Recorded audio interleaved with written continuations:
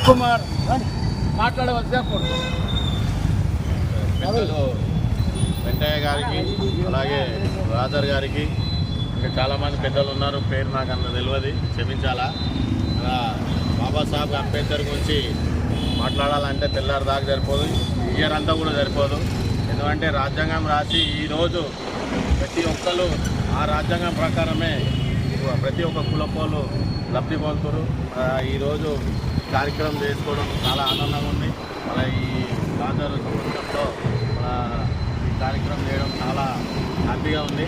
ఇలాంటి కార్యక్రమం ఇంకా ముందు నాదర్ చేస్తూ మా అంబేద్కర్ సాబ్ అడుగు జాడలో నడుస్తూ మేము కూడా ఎప్పుడు అంబేద్కర్ని స్ఫూర్తిగా తీసుకొని నేను ఎన్నో కార్యక్రమం ముందు చేసుకుంటూ పోతున్నా.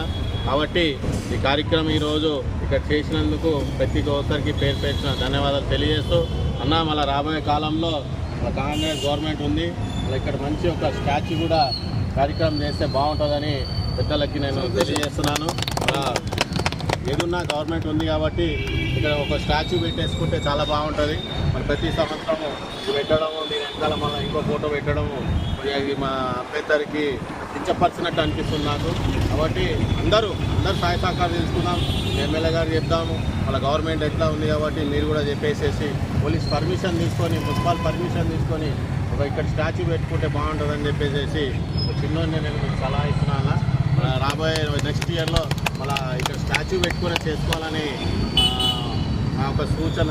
అందరూ పాటిస్తారని ఆశిస్తున్నాను. ధన్యవాదాలు. ఒక మంచి గ్రూప్ కూడా తీద్దాం.